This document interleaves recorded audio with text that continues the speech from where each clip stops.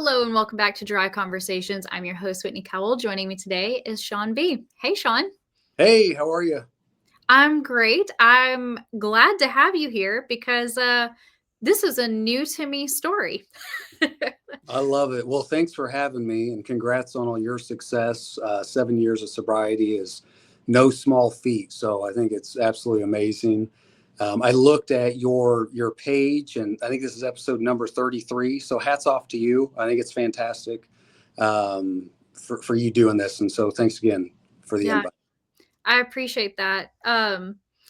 So I've shared a good bit of my story on here, so people kind of know who I am, but I would love for you to give us a little bit of background, about who you are, and then we'll talk about why we're having this conversation today. Absolutely. So Shawn Varner, here in Kansas City.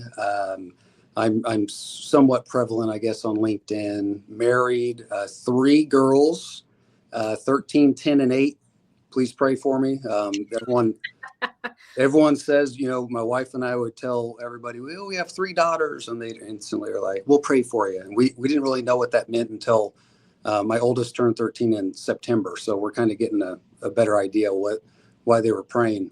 And then we've got a little boy on the way coming in a few weeks. So we'll have number 4 with a nice gap in between coming up in early February, if not before. So it's very exciting. And it's I real get crazy. it. Yeah, I've always heard like boys will tear down the walls of your house, but girls can tear down the walls of your heart.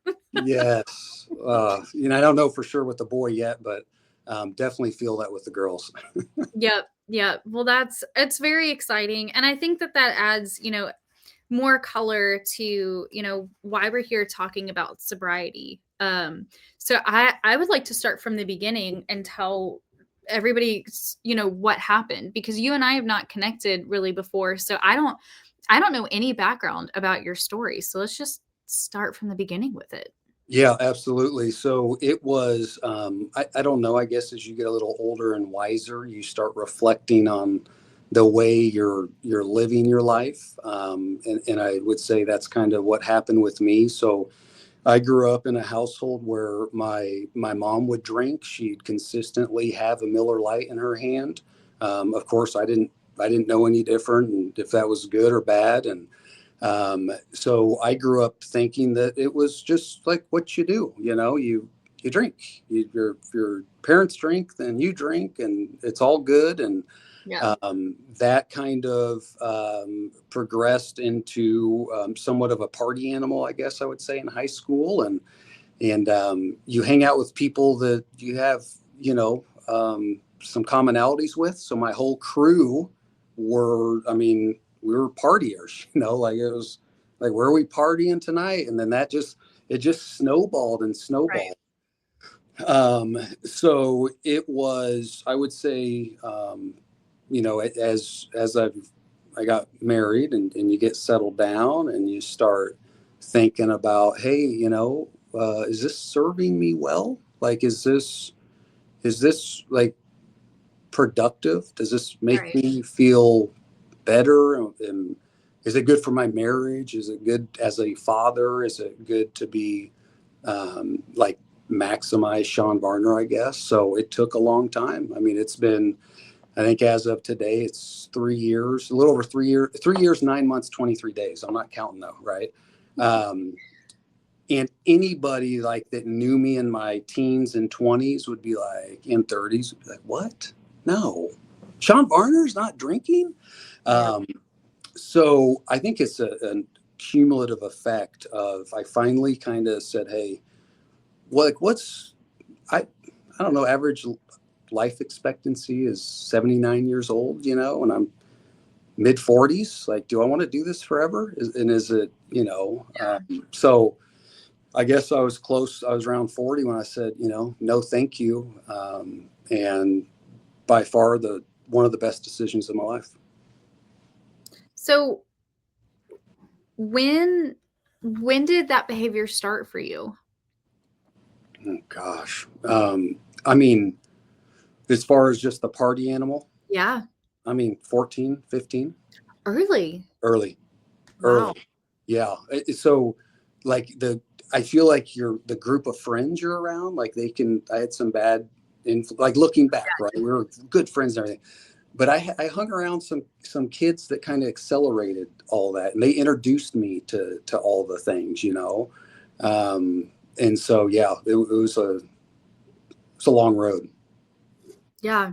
I mean, and I feel like, because I didn't have my first drink until I was almost 19. Mm, So I hear stuff like that and I'm like, yeah, and I was a wallflower, so I didn't really have like a consistent group that I was mm, friends with. I was just kind of floated around. I was very comfortable being at home in my room with a book.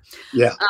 It, and and I feel like that escalates. Like you said, they ignite kind of the depth and speed that you'll be pushing your own boundaries to. And I can't imagine starting that young and then trying to navigate like the growing up parts of being Mm, a teenager, and then your school on top of that, and like any extracurriculars that you may or may not be a part of, and then like I don't know, like the family dynamics. It's tough thinking about kids that mm, are drinking like that. mhm. Yeah, and it takes so much courage. I mean, even when I stopped drinking little over 3 years ago, it takes a ton of courage because everyone knew me as a drinker, Yeah. right? So like that's the hardest thing in my mind is now. I mean, people have caught on at social events um, but it's very hard to stick to that when, I mean, you think of just a habit, and I mean, that was just you just grab a beer, grab a bourbon, you don't even think about it. Mhm. So yeah, that first year was like, talk about anxiety going to anything. Well, Yeah. and here's the other thing, like our culture in the United States and everywhere, it's driven by booze. I mean, Oh, God, for sure. it's just like now being the sober guy and kind of looking around, like everywhere you go, you're just surrounded and tempted by it. So Yeah. that doesn't make it any easier. It's so normal, Mhm.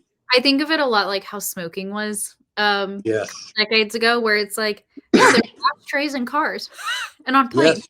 So Yeah. and then people were like, "Oh," and now, like, the cool thing, the trendy thing is this, like, sober curious for, like, health reasons. Yeah. And not that I think there's anything wrong with that. I think No. there's a lot of benefits as somebody who's been sober of not drinking. Now, I am truly an alcoholic, so I had very terrible consequences, and I do think that it can kill me if I let it, Hmm. and it will if I stick with it long enough. So, but to your point, I mean, it's everywhere.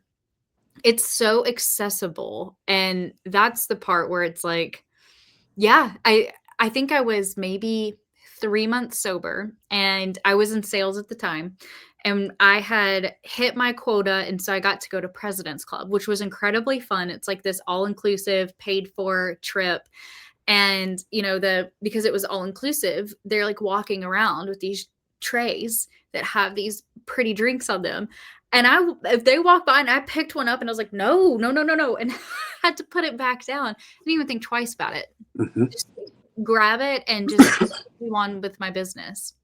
It had only been 3 months at that point, right? So it's still Yeah. like, yes, yes. I'm still Yeah. unlearning a lot. Yeah, and I think it's like, you really, like, I had to open my eyes. Like I had to really think and reflect and be open minded, because I think that's part Mhm. of it. Like you can't, like, you have to take a neutral look at what you're doing, and what is like that T chart of pros and cons. And I'm like, dude, if I had too much, I'd just be a total dummy, right? Just act like a fool. Sure. Um, is it serving my marriage well? Is it serving my kiddos? And then if I had too much, I'm fuzzy for, I don't know, a day or two, and I'm kind of distant and not engaged. So, but that takes maturity, because I wasn't hearing any of that stuff in my 20s, like, No. whatever, I'm not, it's all good. No. And as somebody who got sober in her late 20s, I can tell you it's I feel like it's it's the same but different at every age range, right? Because people my age were like going out and partying. So, a very easy excuse for my behavior. Mhm. Oh, I just like went a little too hard that weekend, or, oh, it's just, the weekend, whatever. And, I'm on vacation, so I'm doing this. There was always a good excuse, Oh yeah. until I kind of ran out of them. And like you said, really evaluating like this, it not only is it not serving certain areas of my life, but it is actively hurting them. Mhm. Yeah, I would find a reason. Good day, let's have a drink. Bad day, let's have two. Neutral day, let's have a drink. Spice it Yeah. up. Yes, yes, and you can. And it's. I also felt like looking back, my whole day would be planned based on how quickly. This is when I was like, dude, this is stupid. I mean, married, beautiful family, all the things. My whole day would be based on when I could have my first drink. So Yeah.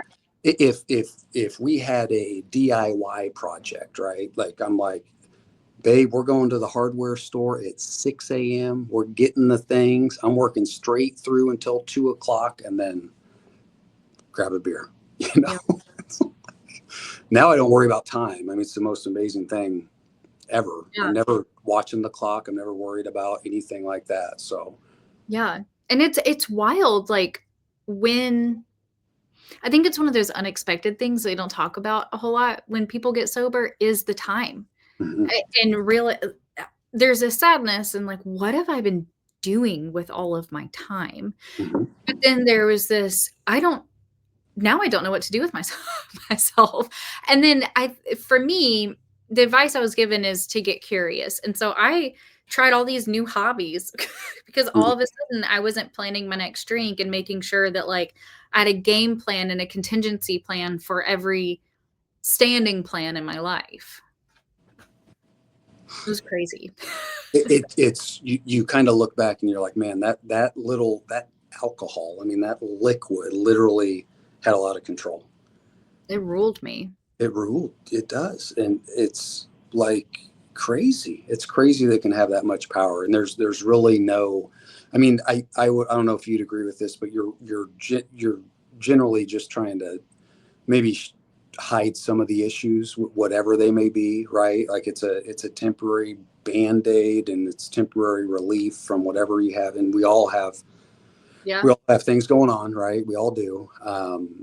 So I think the clarity, you don't have to worry about, it's not time. You don't worry about time. You're waking up with a, you're functioning at 100% versus, I don't know, sometimes 50%, sometimes 70%.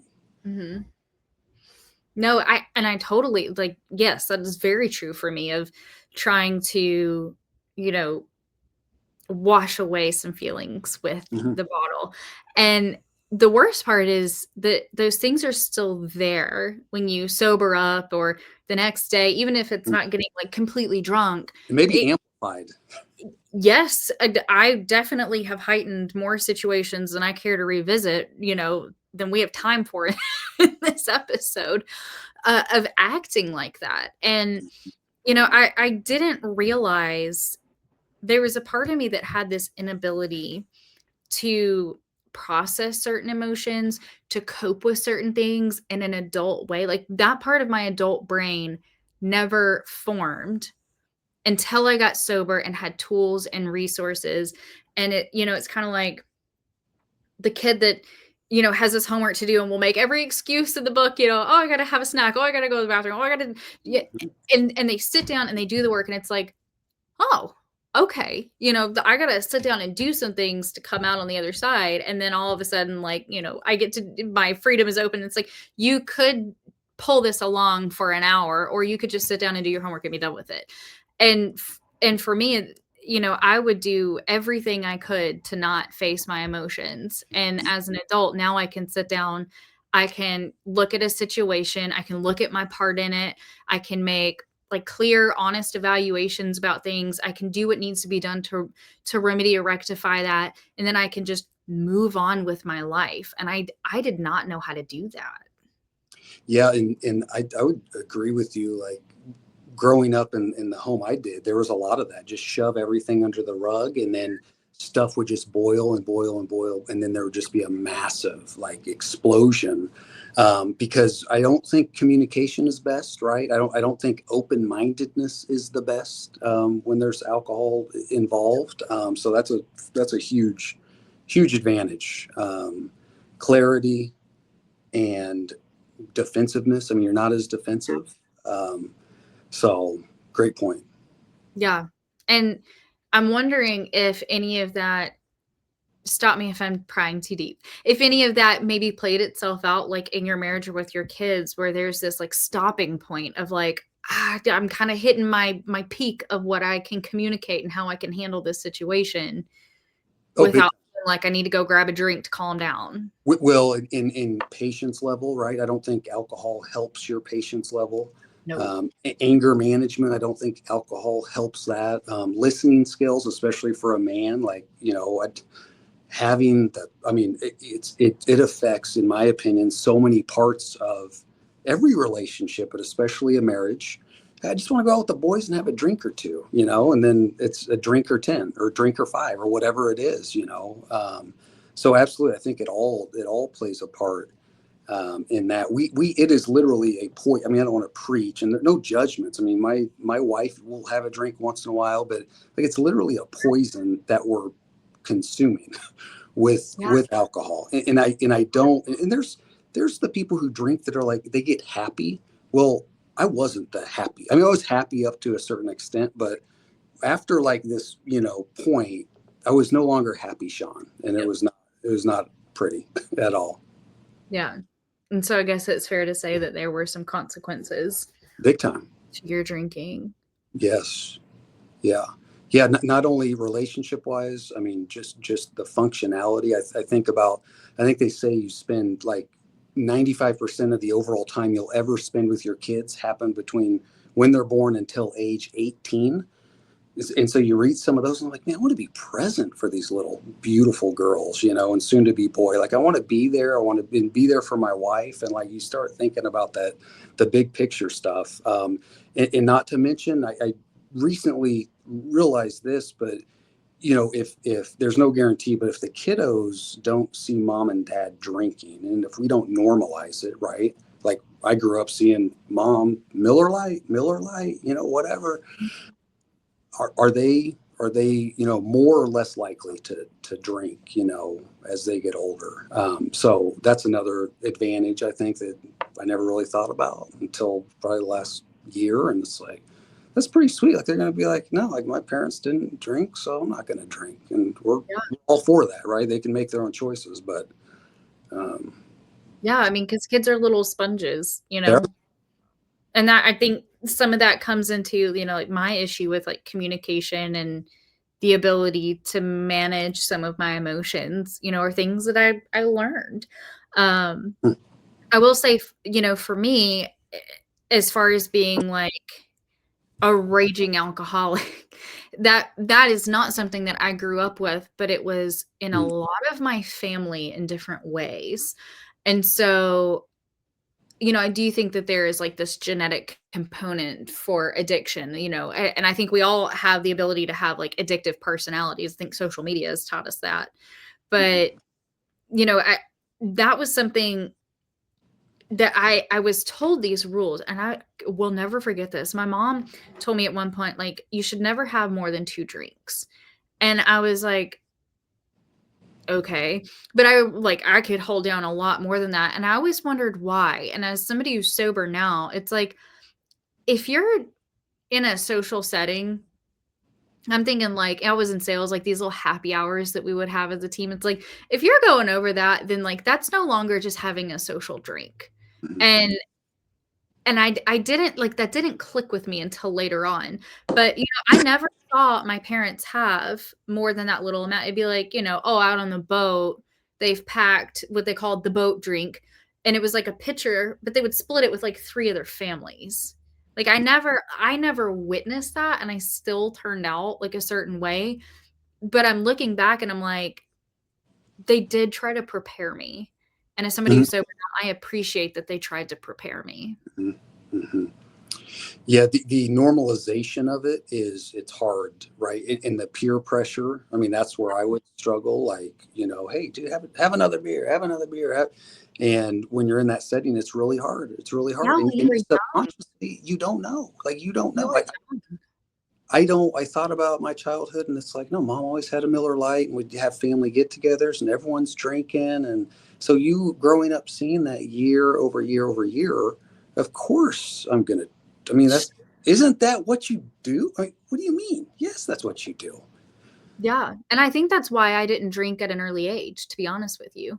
Hmm. I didn't have my first drink till I was in college. Yeah, But then I was surrounded, and yeah. I took that literally. But yeah, I mean, in talking, with you about it is, yeah, I mean, it makes sense that you drink at an early age. That's what you knew to do. Hmm.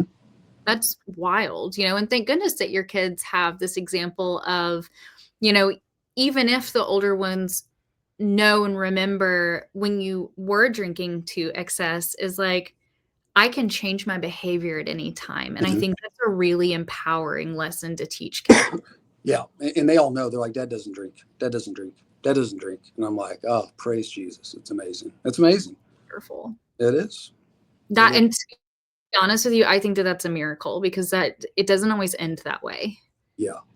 Well, I don't think like when you go through the process, like I was never even entertaining not drinking, um, until it's like you start really digging deep and thinking about how it impacts you, and you have a non-biased view on it. And you look. I read a book. Oh gosh, Alcohol Lied to Me. I read like the first 10 pages. And I put it down, and I haven't had a drink since. So It's crazy. I haven't heard of that one. yes, and I don't know. It was Alcohol Lied to Me. I don't remember the author. I literally read 10 pages, and it was like, I'm done. I'm done. What is the point? What is the point? So whatever it is, and I think everyone has their own kind of tipping point where, and it's all over now. There's so many people that are sober, and you've got a nice suite of like, NA beer now that Yeah. is phenomenal. I mean, so I'll have an NA beer in a frosty mug once in a while, but I am like totally. I've never been at this, like, had this much clarity and been at this much peace in my life. Like, in my life, I don't have the roller coaster of the hungover feeling, the fogginess, the you want to be distant. Hey, I just need to watch the game. I just need to watch the game, type stuff. Yeah. None of, like, now with a clear view. I love football, but it's life or death. I mean, I'm not going to lose sleep over the Chiefs losing. Like all that stuff was amplified when you're drinking with your buddies and you're cheering for your team. And now I'm like, cool, cool. Girls, Yeah. what's going on? What are we doing? What's on the agenda tonight? Um, this is pretty sweet, pretty amazing. Gosh, I am very moved by that for you. I mean, because I really do think that people getting sober is a miracle. I think every person every day that they're sober is an active, living, breathing miracle because it is, like you said, it becomes part of our identity at a certain point. And I think it is not natural to take a step back, disconnect from an identity, make a choice about a new one, and pursue that every single day. Like that is, I just don't think that it's a innate thing in each of us to do that. And every day that we choose to stay sober, we have a choice of who we're going to be. And to me, like that's not worth trading for anything at this point in my life. And I'm sure with your kids growing up, it's probably similar for you. It is, and it's hard. Like, it's not you. I mean, I thought about it for years, and it's that cumulative effect where you have honest reflection and that T chart, pros and cons. Like, no, Mhm. this is fun while you do it, but No, the long-term effects and the impact to relationships and fatherhood and business and all the things, like what positive are we getting out of this? And it's like, no, no, that doesn't work. So it is not like it's you have to, I think, like I mentioned earlier, like I'm just stubborn in general, but um, that that part of it.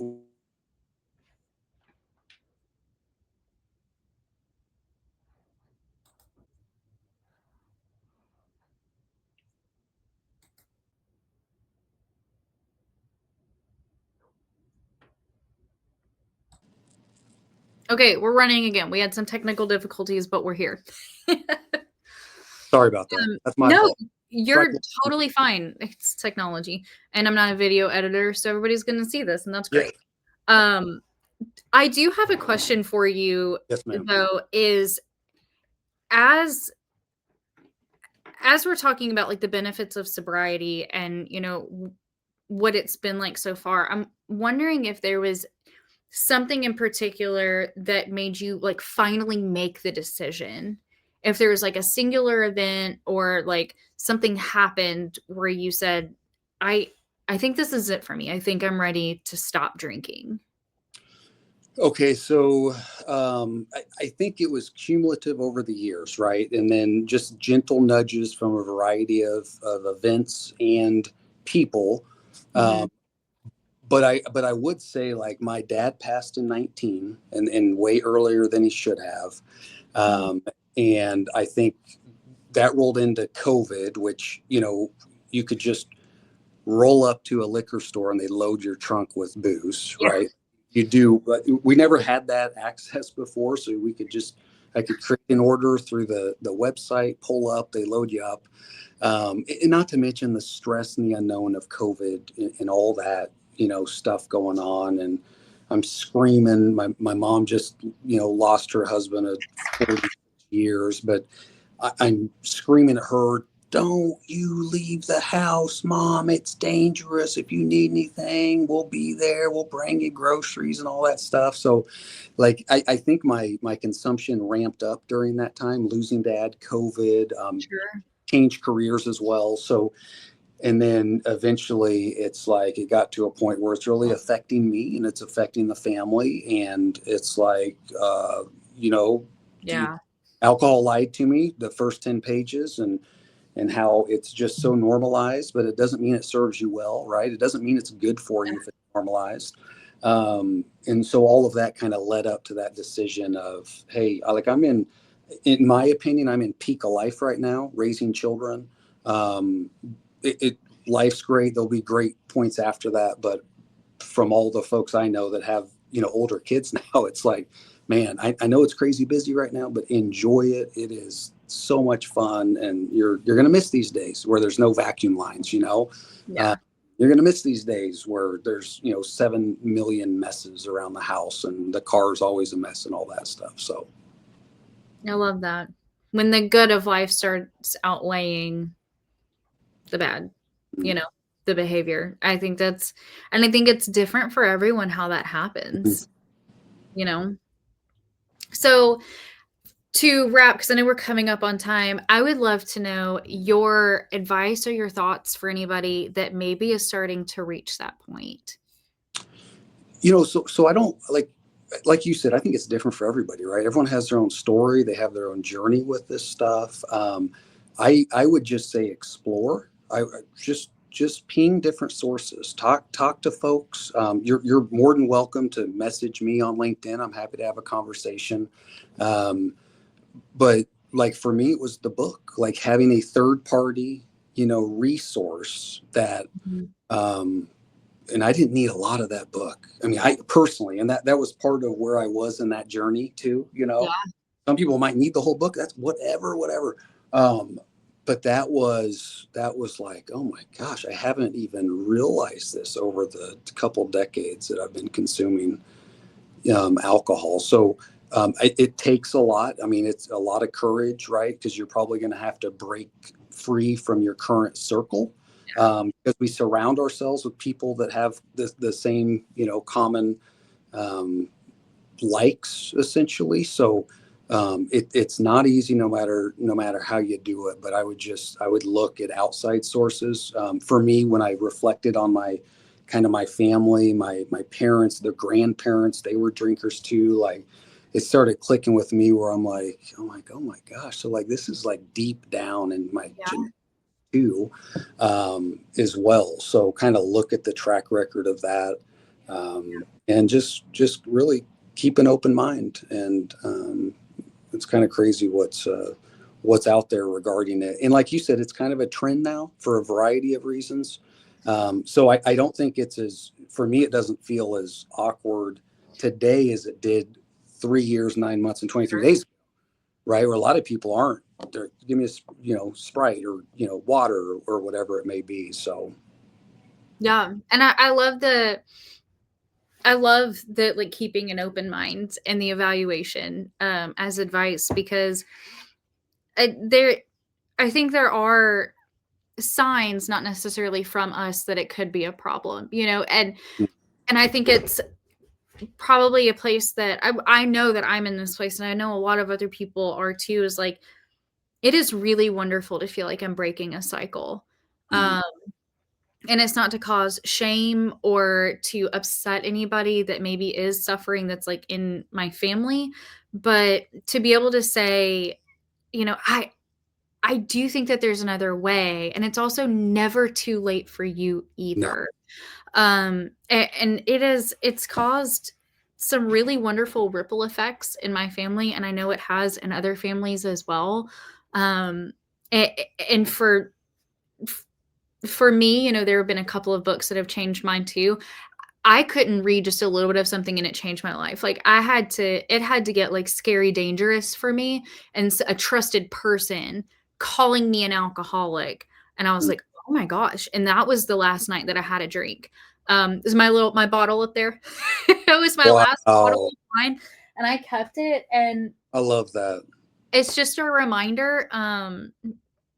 In 7 years, Yeah, 7 years. And let's see, if we're being specific, 7 years, 1 month, and about 5 days. that's amazing.